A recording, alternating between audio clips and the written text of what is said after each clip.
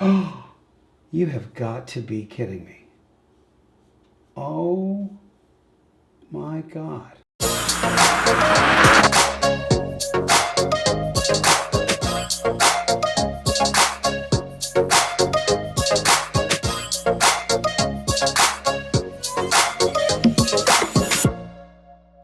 Hey guys, it's Christmas Day 2024, and first of all, I just wanted to say thank you for watching my channel. I really appreciate you guys being here and commenting and supporting any way you can. It's so fun to solve these problems in the garage and have you guys be so encouraging. And it's been really fun, even though it's very difficult to engineer this Subaru swap kit. But I'm learning a ton, and I hope you guys are as well. When I went to SEMA this year, my main goal was to connect with companies that, to me, modernized the independent DIY guy's workshop. And I thought, man, having a 3D scanner and a 3D printer would be so critical to prototyping and really advancing my not only blasphemy build project, but future projects where you can reverse engineer OEM parts that might be broken or no longer made. I just really want to have that skill set, and I really think that everybody should. I think everyone should pick up a copy of Fusion 360. There's a free version of it. Go on YouTube, go through some of the tutorials, and get to know it in the most basic capacity, because I think moving forward, it's going to really help us progress as independent DIY guys without having to go to like machine shops and things like that. We can 3D design something, have a company like Sen Cut Sen, who's not sponsoring this video, but have them laser cut something for us and have this beautiful OEM type part that we can put on all of our vintage projects. That being said, I connected with a company called Creality that has been making amazing printers for many years, and they have a brand new 3D scanner called the Raptor X. Now, since it's Christmas Day, I have resisted opening this thing. I've not opened this box because I was waiting to do this video, and I couldn't really shoot the video because I've been working so hard on getting the swap in the Gray Ghost done. But I thought, you know what, let me do it. It's Christmas Day. Let me have at least one present to open. So you guys are going to be here with me while I open this. Full disclosure, I do not know a thing about 3D scanning yet, but I can think of at least a half a dozen projects right now on both of these cars that could really use technology like this. You guys will be learning with me as we go through this process. This is called the Raptor X. I will know more about the pricing and everything before the end of this video, but for now, let's just open this thing up and check it out. So thank you to Creality for sending this thing. I told them I would do a review and get this thing out in the world. I'm so excited to check it out. First and foremost, oh wow. All right, this is rad right out of the gates. Check this thing out. This is like full Jason Bourne Pelican case. Wow, look at that. Check that thing out. All right, that's some big boy pants. Hold on, let me find out how much this thing costs. Because a Pelican case doesn't come with something that's like $299. What's the cost of the Creality Raptor X? Oh my gosh. No, is that true? Oh my goodness gracious. Well, that's the real deal. Wow, holy moly. This sucker costs $4,600. I had no idea. All right, well, that explains the Pelican case. Holy Toledo. All right, well, you know, maybe Santa will come for you too. All right, let's pop this thing open. Ooh, dada. This is very exciting. I did not know it was quite this fancy. Bunch of cable, here's the power supply, all right. Yeah, okay. Wow. I cannot believe how fancy it is. It smells good. It's got that like new Xbox smell. Anybody get a new Xbox or a PlayStation or anything? This is a tripod mount. Can't get over this case. Wow, that feels really nice. It's got a really cool grip on it. I'll do close-ups in a second, but this thing feels really lovely. Okay, you guys, I see you. Another little case. Just a little case right here. These are, plugs. These are various plugs for various countries. This is not me at all, but this one is. So if you're in every foreign country, they've got the plug for you. That's gonna go wrong there. Like that, snapperino. So I got power. As far as I know, this is fully wireless. And I think you can connect your phone to it. So I'll read up on all this stuff in this video, and we will scan something. USB-C cable. Oh, this is like a long USB cable. So it looks like you can do it wired or wireless. Oh, I see. I get it now. So, okay, yeah. So this is the short version. So I think what has to happen here is that this bad boy somehow connects to this bad boy. You guys, Creality's probably like, I cannot believe we sent him one of these. But you did. So that's the threaded guy. Okay, so I get it now. This thing's the foot. The elephant stepped on my foot. And so that is going to go, foot is going to slide in, much like a projector. And are you going to screw in there, pal? What are we doing? And then, does that just fire in? Oh yeah, look at that. Boom. Am I right or am I backwards? This feels backwards. I think I'm backwards. Oh wait. Maybe there's only one way. No, it could face both ways. But this way almost feels more natural. Okay, no, that's gotta be it. And then, is this like, no. Don't tell me that that's magnetic. If that's magnetic, I'll be a monkey's uncle. Okay, that would have been pretty sick though. It's not, but it would have been pretty cool. Okay. All right, I don't know how it mounts yet. Oh wait, here we go. Here it is. Here's the phone mounter tour. Oh yeah, look at that guy. This does look rather magnetic. Oh yeah, it is magnetic. So here's the question. Did they build this so it will fit an iPhone big ass, a Pro, like a Pro Max? Or is it too small? No, there you go. It fits. Okay. I see you, Creality. All right, look at that. So that's how it mounts. You rail your software, and I imagine it's going to connect my phone and the scanner. And then there's a little trigger right on the front. And power. Oh, that's the eject. And yeah, then you get to just, you'll scan. All right, well, that's cool. Let me figure this thing out.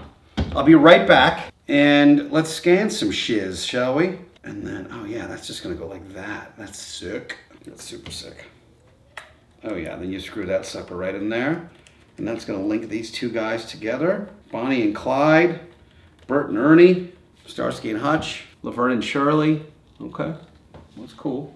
It's got a laser. All right, I should read some directions, but that's dope. Now, after calibration, my first attempt at scanning something was literally 0% successful. And that is 100% because of user error. I thought, okay, let me give this a go once I prepare the engine and see if I can get a halfway decent scan of the Subaru EZ30R engine so I can make some custom parts for it. Okay, so I'm ready to do my first hopeful real scan of an engine. What I'd ideally like to do is get the underside and the engine mounts of the EZ30R Subaru, and that is so I can make a really, really precise engine cradle. I've got a cradle now that we've prototyped and CAD'd up and had laser cut. I'd like this one to be really within 0.1 millimeter accuracy. So if I need to redesign it or modify it in some way, so I have to like clearance something or move something out of the way, I don't have to hand make a prototype first. I can do it all in CAD, have it laser cut, and just redo it in that respect. So in this scan, I want to get the underside where the engine mounts are. In fact, on the Subaru engine, they're like offset. They go in two different weird angle ways, and it's really hard to calculate it because they're tipping this way and they're tipping this way. So it's really hard to figure out what's what. But with a 3D scan, you can put a plane on each one and then build from there, and you've got a beautiful base to start with. I've had a bit of a hard time getting a scan using the computer hardware that I have. I was actually hoping to use my big screen to do this, but I can't. The computer that's built into it is not powerful enough to run the blue laser scanner. It'll do infrared, but the blue laser is way more accurate. I then tried my old MacBook Pro, which has an Intel processor. That didn't work either. So now I'm using my M2 MacBook, and it seems to be working okay. It's not fast. Doing this laser scanning, which you can either do cross or parallel lines, I don't know what the difference is because I'm a beginner. It's not very quick. You got to go really slow, and you also have to do this to the thing you're trying to scan. So I've had to put a million of these reflective dots all over the engine so that when the scanner sees them, it knows where it is. This is actually some scanning spray, which is kind of like a white powder. I was experimenting with that in the infrared scan. These blue dots are necessary if you're going to do laser, and I've got them pretty much all over this engine. It looks like chicken pox. So let's give it a go. The important parts for me on this scan is I need to get both of these engine mounts. I need to get the back side where it mounts to the transmission. And then the height, I want to get under this thing on each side. So basically like the entire back. And then I can just get the underside, kind of where the headers are, because I'm going to be designing something here, a piece of tubing that's going to run. And then up around the front into the top, because that way I can measure the clearance in the engine compartment all the way to the very edge of the engine. I'm also going to try to put this base on, so it might make it a little easier for me to hold. And then I've got the computer here. It's starting to read right now, and it basically shows you if I'm at a good distance, am I optimized, or am I too close or too far? So if I fire this play button, I'm now starting to scan. The process isn't fast. It's quite slow, actually, but it's super accurate. So you take it as you get it. So far, I haven't had too many tracking issues. Before I was getting a lot of tracking errors. So if you lose tracking, you just have to go back to a spot you've previously scanned, and the software will figure out where it is and then start catching up again. So this is taking a while, but I think in the grand scheme of things, you know, having the 3D scan is so useful that it's worth spending the 20 minutes it might take to actually scan a big object like this, or more. Took me a while to put those dots on. Now, I'm unsure how much the light is affecting the scan. It may be better in a dark environment. I'm not sure yet, so I'll be playing with that momentarily. I wish I could show you the screen as I go here. Maybe I'll point the camera at it or something. Now, the scanner has the option to get rid of this wire and go wireless. It uses a Wi-Fi dongle to connect to your computer. And I was having a little problem with it on my Mac. It worked on the PC. I didn't want to keep messing with it. I wanted to actually get a scan done. So what I'm looking for on the screen, it might be hard to see for you guys, is it shows you when you're like the optimal distance away. And it tells you when you're too close and tells you when you're too far. So I'm constantly looking to keep it in the green while I move the scanner to collect the data. This part right down here, this big thing on the back of the engine, is something I've been having trouble with. So I'm really happy to be able to get it scanned and see what I can work around. So far, the dots have been doing a good job keeping it tracking. I've been having problems with tracking before. And the dots seem to be doing a good job letting it know where it is and making sure it's doing its job. On the screen, the initial pass shows up as orange, and then when you get a really solid scan of something, it turns green. And it's almost like a heat map, where the more reps it gets, the greener it gets. As you can see, it's not a very fast process. But at the same time, I'm trying to learn how to move it as quickly as possible and still get good scans. Starting to move it a little quicker and watching the data absorb. One of the things I have issue with is how close this header is to the oil filter. So this will help me redesign a header in CAD. Get some nice stainless headers made. I'm gonna pause it for a second. I'm actually gonna shut my garage door and see if that's helpful at all. Okay, I just wrapped it up. It took about 30 minutes actually to do the whole thing. And I didn't have enough dots. It kept losing tracking, especially when I flipped the engine over. I put a lot more on the underside than I did on the top side. So I would probably double the amount of dots I put on, and I can totally see why people get annoyed with the dot situation because it's kind of a pain in the butt. But it is just finished processing now. Let's go inside. I will put the camera next to me and show you guys what we got. Okay, so here's what we got. And I mean, it looks pretty good to me. So what happens now is you can basically tell the software to process it any number of ways. These scans will save, and as far as I know, you can actually do a move where you combine 2 scans. So I'm going to start by not doing that first. I don't know how to do any of this stuff. I'm just opening the software for the first time. Lasso select. One thing I will say is it looks pretty solid. Let's just start with this, which is the one-click process. I don't know what it does. Default parameters. Yeah, okay, just do your thing. So I'm going to process this thing first by itself. To me, it looks like we really captured the engine mounts, okay? Which is really the whole point of this. The width of the engine, as well as the left and right side and the top and the front. That's all I need for spacing.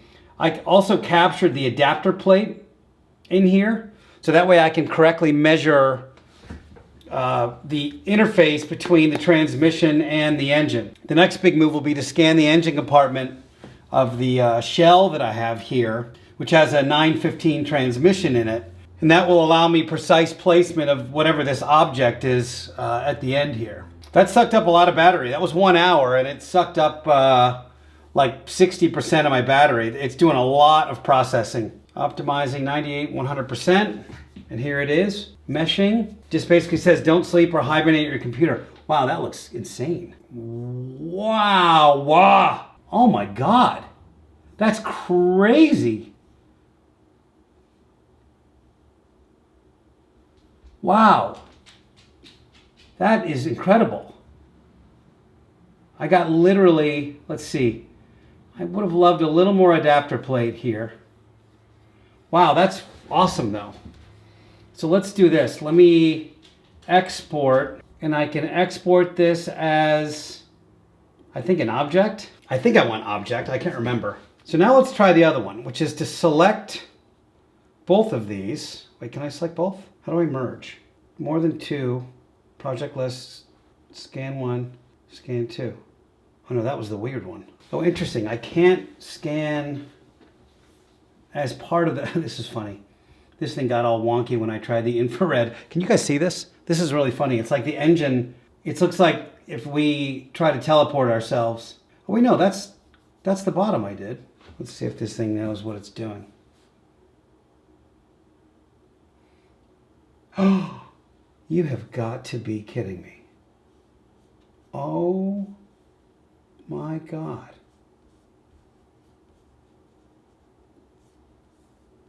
Oh my God, look at that. That's unreal. Wow. Incredible. Yeah, I'm good. I'll take it. Wow. Okay, Creality. So this is I did the front side scan before. And then I did the backside scan, and now I have the top and the bottom, and it looks fantastic. I can absolutely use all of this. Look, I even have the adapter plate right there. I can cut all of this stuff out. I think I can just cut it out like that. Wowee, you guys. Okay, my God. Wow, I am suitably blown away by that. I want to make sure you guys can see this okay, but I've got a really nice engine rendering here. I can do anything I want with this. I was really trying to get this big chunk here that was interfering with the cross member right here. So I know that I can raise the engine as high as it goes, and yeah, wow, okay. So I think a good way to end this video would be to actually import my engine into Fusion. So let's see if I can figure out how to do that. I've just airdropped the folder to my other computer here. I had to save these things in a couple different ways. One of which was this object, OBJ, and the other one was PLY, and for whatever reason I couldn't save it any other way, so I'm gonna have to learn what the deal is there. Hey, look at that. There's my mesh. It's all over the place. I don't know how to like align it yet, so I'm gonna have to learn that real quick. Yeah, so this is like the full bottom one I just did.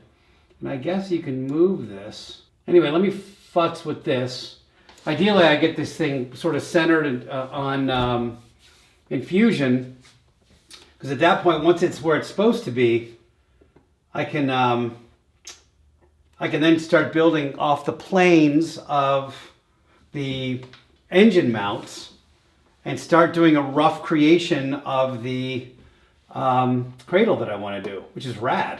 So as I mentioned, I'm a complete and utter rookie at all of this, as if you couldn't tell by literally every step I took. But I am convinced that a tool like the Creality Raptor X is just as important as a set of spanners or screwdrivers or sockets in your garage.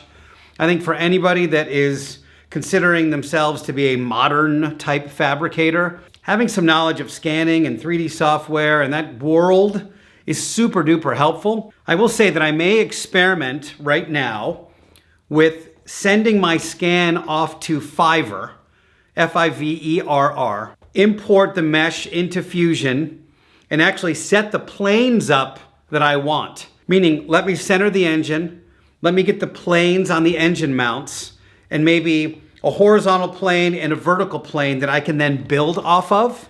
Because if I have those, even at my very modest level of expertise, I'm much further along. And I imagine that I will spend a ton of time just trying to orient this thing within Fusion where there are ways to do it, and I've got to learn those ways. Now, I'm more inclined to actually learn it myself because that's just who I am. But I may do it when I'm in a hurry, or I may do it now just to speed things along. And remember, if there's anything software related that you ever need, Fiverr, a non-sponsor of this channel, is a fantastic way for you to get somebody else's expertise and make it really quick. So if I end up doing that, I will do a follow-up video with what they did and how it turned out, all right? Thank you again to Creality for sending the Raptor X. I cannot wait to become more of an expert in it so I can bang things out and bang parts out, and we can all do really cool things together in the garage. We'll see you next time.